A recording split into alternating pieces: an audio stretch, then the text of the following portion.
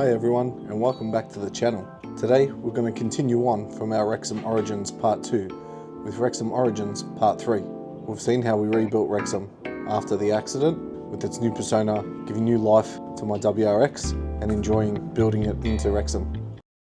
That was back in 2016, and once getting it back on the road, we enjoyed many car shows, many events, hanging out with friends, hanging out with people in the car scene, making new friends, people in the car scene, and just enjoying the car overall.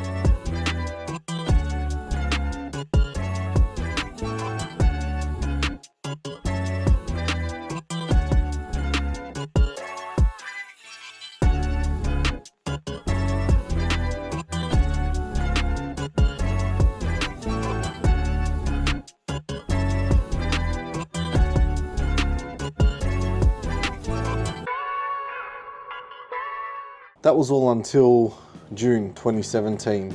One winter morning, driving the car to work, which I rarely did as it wasn't my daily, I entered the freeway on-ramp and gave it some beans. As I was accelerating, I heard a strange noise come from the engine and instantly thought that did not sound good. Surprisingly, the car kept driving, which opposed the noise that I actually heard, because the noise that I heard was definitely a metallic sound coming from the engine. Despite this, the car kept driving for several kilometers. It didn't feel down on power, it wasn't making any more strange noises, and I thought all was good. I took the exit of the freeway on the off-ramp, and as I slowed down, the car stalled. I thought, okay, this is a bit strange.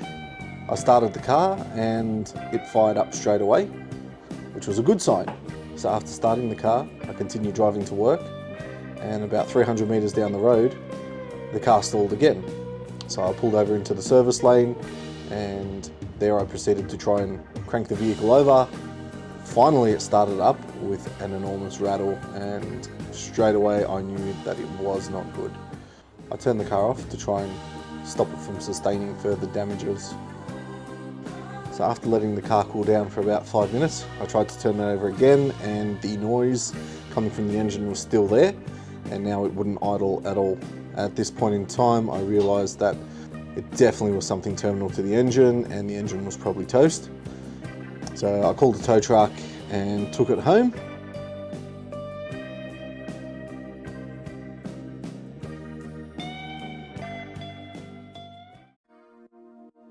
The car sat for about 8 months, whilst I decided the best route was I going to get a new EJ207 and just drop it in and recondition my heads. Was I going to go a full build? Was I going to go a new turbo setup? Was I going to go a new fuel system? And the decision was made to fully rebuild the engine. So I headed down to Top Torque, where they sat me down for a consultation, and we went through what the build was going to look like, and said, I want to build a strong motor. My aim is about 350 kilowatts at all 4 wheels. I want to build something that's going to be reliable, that's going to be strong, and that I'm going to be able to enjoy. So after sitting down with Top Torque in 2018 and that consultation, we decided on the engine build. So the engine build consisted of a closed deck 207 case halves with Darton sleeves. We went with Marley pistons, Manley con rods. We went with a Manley billet crank, which was a addition after our first consultation. We ran all ARP studs, ARP case studs. We tapped the block for 14mm head studs. We ported the heads. We're running 1mm oversized Supertech valves on the inlet and the exhaust. Running the Calford cams, 272s. Running BC cam gears. We went with the Killer Bee oil pickup and baffle, and also the Killer Bee sump. It was the version 2 at the time, so it wasn't the welded one, it was the cast sump. So the head gasket was an RCM MLS head gasket. It's a multi-layer steel. It wasn't fire rings at the time, or didn't have the Athena gaskets like I'm running now. But at that time, that was a good head gasket combination, so we went with that. Had the extra clamping force of the 14mm head studs. So whilst the engine was getting built, my aim was originally 350 kilowatts at the wheels. So the Blausch 1.5 turbo I was running at the time wasn't going to be up to the task. After speaking with Top Torque, they recommended I went a rotated setup. I then called GCG Turbos, and we priced up and based on my power goals and what I want to achieve with the car. And we ended up settling on a Garrett GTX 3076 Gen 2 Turbo with a 0.83 rear, V-band in and out, and a 40mm external wastegate. So now that the turbo combination was had and the engine was built, I got the engine back from Top Torque, I dropped it in, and then I began my fabrication work. So I modified the PSR unequal length headers, I modified the PSR up pipe to take the V-band of the 3076 Turbo. I also modified it so it could take the external wastegate. Then I built a 3-inch V-band dump pipe off the turbo that connected up to my 3-inch X-Force exhaust system. While I had all the equipment, I also fabricated some 3-inch intercooler piping to match my new intercooler setup. So I built all the pipe work. It took me about a day to fabricate all the pipe work, to cut it all up, measure everything and tack weld it. Then I took all that pipe work to my friend who welded everything up, and the plumbing was all done. Once that was complete, I had to settle on an inlet manifold. Now at the time I was looking at possibly a Process West. They were quite expensive. Then one day I was actually at my parents' house and my brother was doing a garage clean out, and there was a big skip bin there. And I was walking past the skip bin, I noticed his original NA 2-litre manifold sitting on top of the pile of rubbish on the bin. I said, "Hey, are you throwing this out?" He said, "Yeah, I'm just going to throw it out." I'm like, "Can I have it, please?" So he agreed. I took it off the bin pile, and that little 2-litre NA long runner manifold is the manifold that I then modified to be part of my intake system. So basically what we had to do, we had to get rid of the EGR valve. It's like a tube, so we had to get rid of the EGR tube at the bottom, which left a big hole in the bottom of the inlet manifold. So I got my friend to weld that up. There were a few other holes that I got him to weld up. I then smoothed it all down. Then I gave my friend the injector rails and the injectors, and then he measured everything up to weld the mounting points for the fuel rails and the injectors, so everything worked correctly. I then rotated the manifold so it was forward facing. This would then reduce the length of intercooler piping and make the system a little bit more efficient. But due to this, I had to remove the air conditioning altogether, which wasn't a problem for me. I live in Melbourne, so it's not too hot here. So I think it was in 2019, it was probably mid-2019 by now, once I'd made all the fab work and worked on the car and got the car started and the car was finally running and it was running like it should, we took it to the dyno tuners. So I used Trent at Checkered Tuning to do the initial tune. He did the run-in tune for me just to bed the rings because it was a fresh engine. He just put it through a few cycles and then gave it a little bit of power. It was on 98. The initial tune made 264 kilowatts at 6100 RPM, which was a really good sign. I was really happy with that, considering it was only wastegate spring pressure, so 17 PSI, and it made that power. So I was actually pretty happy. Once the engine had a few thousand kilometers on it, I took it back to him and we turned it up a little bit. So we ran 22 PSI or 21 PSI for the 98 tune, and it put down 311 kilowatts at the hubs.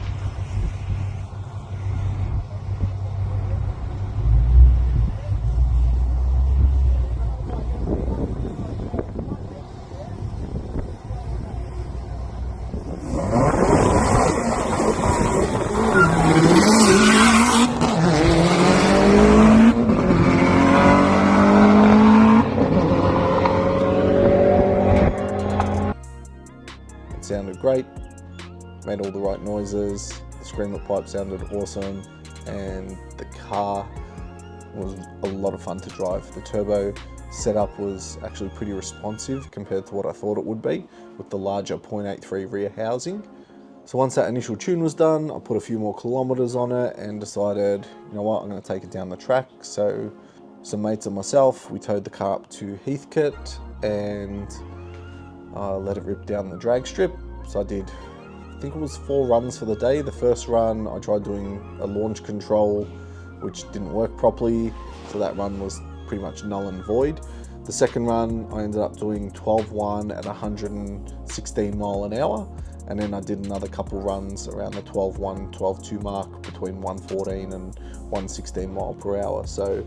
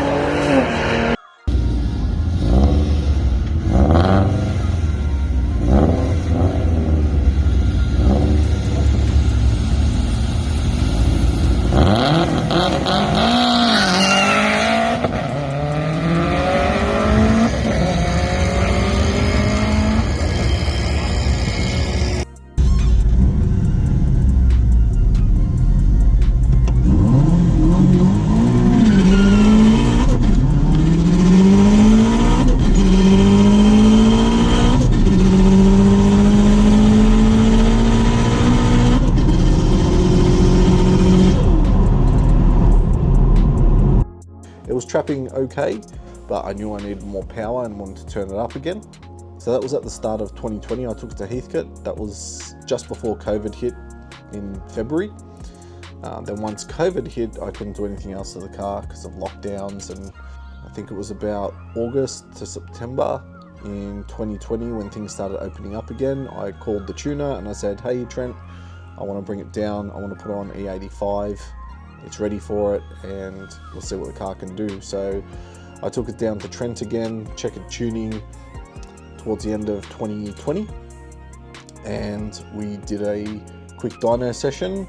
Unfortunately, my ethanol content sensor wasn't working at the time, so he couldn't put in the full beans, but we did tune it to 365 kilowatts at all 4 hubs.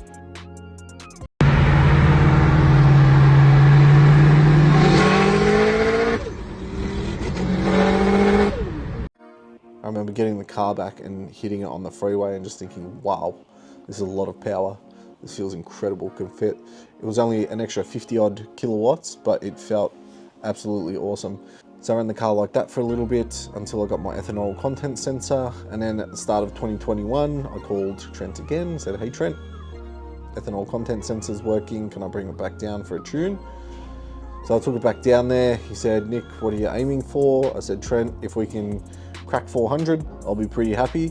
And sure enough, that day on the dyno at 28 pound, he tuned it and it cracked 400 kilowatts at the hubs. The car was an animal.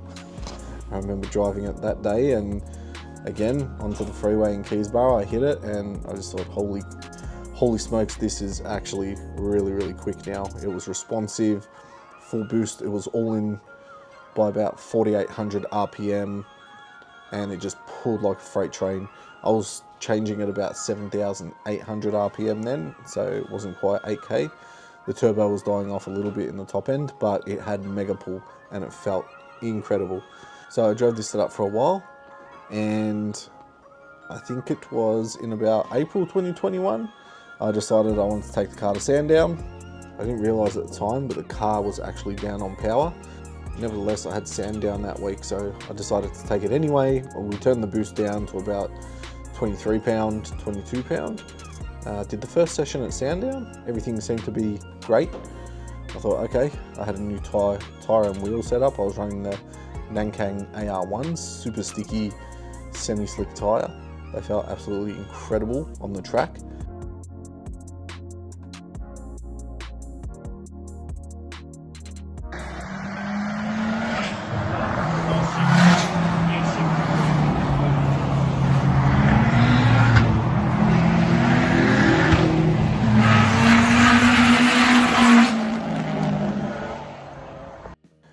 I went out for my second session and I just gave it the full beans on the outlap. By the time I got down the back hill of Sandown, the screen flashed up engine knock. I thought that was strange. I backed off through the S's, I hit it again coming into the final series of corners, and the engine basically just let go. It made quite a rattle, completely shut down. I couldn't start it. It was just locked. The engine was completely locked. So, got the car home. Straight away, took the inlet manifold off, and to my dismay and to my horror, I could see two valves sitting in the intake ports of cylinder number 1. Those valves had been spat out from cylinder number 4 and were sitting in cylinder number 1.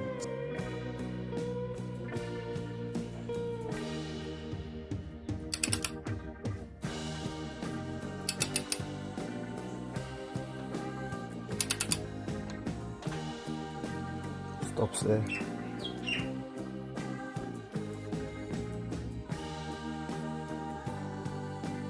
I knew there and then that the engine was toast, basically. So what had happened, or what we had diagnosed, was when we were setting up the launch control and the flat foot shifting, one of the valves actually bent. And unbeknownst to me at the time, that's what that ticking noise was. So when I gave it the launch control the day that I picked it up from the tuners and gave it a big hit, it bent the valve, and that ticking noise was actually the valve hitting the piston. Then at Sandown, after 2 sessions, or 1 session and 1 lap, that valve actually let go. You could see all the stress fractures from where the valve head actually met the valve stem, and basically it let go and ran through the engine and caused a bit of a mess. Thankfully, the turbo was still okay, everything else was still okay. It was all in the top end, so it was all located on the passenger side of the engine. Disheartened, the car sat there for a while. I couldn't really afford to fix it at the time. So I sat there from basically April 2021 until the end of 2021. I called up Top Talk and said, hey, I need to bring the motor back. Something's happened. Can you guys look at it and fix it? So I dropped the engine off. They had it for a few months and basically got the engine back in about mid-2022. And I thought to myself, you know what? I'm going to step it up a notch and we're going to run a bigger turbo setup, bigger oil cooler. We're going to go all out on this one and full send. So I ended up selling the 3076 turbo and I purchased a GDX 3582 Gen 2 turbo with a 0.83 rear housing, V-band in, V-band out, so it was essentially straight bolt-on. And then we did a few extra goodies. We did the press fittings for all of the breather lines on the engine, so the 2 on the block and the 4 on the heads. We did more braided hoses in the engine. Anything that was rubber clamp style that I could change, I changed over to a braided AN fitting. So everything now is all braided AN. And basically got the car back on the road. I wanted to take the car and get it tuned at Got It Rex. I spoke to Warwick, he said, yep, bring the car down. So I think it was about mid-2023 that I actually took the car to Got It Rex. Once I got the engine running nicely, it was about mid-2023. Got the car down to Got It Rex and had it on the dyno. There were a few little niggly problems, one being the boost controller failed, so Warwick swapped that out. The coils were breaking down at about 350 kilowatts at the wheels, so they swapped them out. I received a call at about 2 PM saying, Nick, we've got a problem. I said, oh, that's not good. What's the problem? And Warwick said, mate, your gearbox is blown. So he sent me some photos and the center diff actually exploded. So the gears from inside the center diff came out of the center diff, out of the housing. I don't know how, but they've shot through. They blew apart the casing, made quite a mess to the car underneath, made a mess on the dyno. which they weren't too happy about. So we had to get that all cleaned up. So I went and picked up the car, and the car sat for another couple months while I decided what I was going to do. And I was looking around for a gearbox, and all people just wanted ridiculous COVID prices for these gearboxes, and I thought, nah, this isn't right. There's got to be a better alternative. Keeping in mind I did have the Liberty gearbox, I jumped on the auction site, Pickles Auctions, and I saw a Liberty with a 6-speed that had been written off with a side impact. So I thought, this might work out a bit cheaper. I ended up getting the whole car for about $1,800. It was about $2,000 by the time I paid all the fees and towed to my house, which was about 1/3 of the price that people wanted just for a gearbox. So it was a no-brainer. I got the car, got it back, stripped it down, swapped over the gearboxes, and finally had the car up and running again. So it was about October by now. I took it back to Got It Rex, and the car was running beautiful. Everything was going smooth. The tune was almost complete. And on dyno, one of the oil cooler lines actually pulled out of the fitting and caused a flash fire underneath the car. They had to stop the tuning. It did make good power. It made about 420 kilowatts at the wheels, which was awesome. But I got the car back, I drove it for a little bit, and I thought I could hear a ticking noise in it. So before any further damage was done, I ripped the motor out. I called Top Torque again and said, hey, something's happened on the dyno. I'm paranoid. Can you just tear the motor down and have a look at it? I got the motor to them while the engine was out. I ordered the Athena Firelock gaskets with the Cooper ring, and that was the only modification we did to the engine at that time. The pistons, rods, the whole setup remained the same. It was just the head gasket, new head gasket they put in. Of course, they put new rings, new bearings in it, so it was a fresh build again. Once I got the engine back, I got the car back up and running by about September 2024. And I decided, you know what, the tune's in there, the tune's good. I just kept it on low boost setting, drove it around over the summer, felt really good. There was no strange noises coming from it. So I put about 1,000 Ks on it, I think. And then in February of 2025, I took it back to Got It Rex and we turned it up. We put 31 PSI, 32 PSI in it, and it went 431 kilowatts at the wheels with a nice beefy curve. Torque was at about 600 Newton meters at the wheels.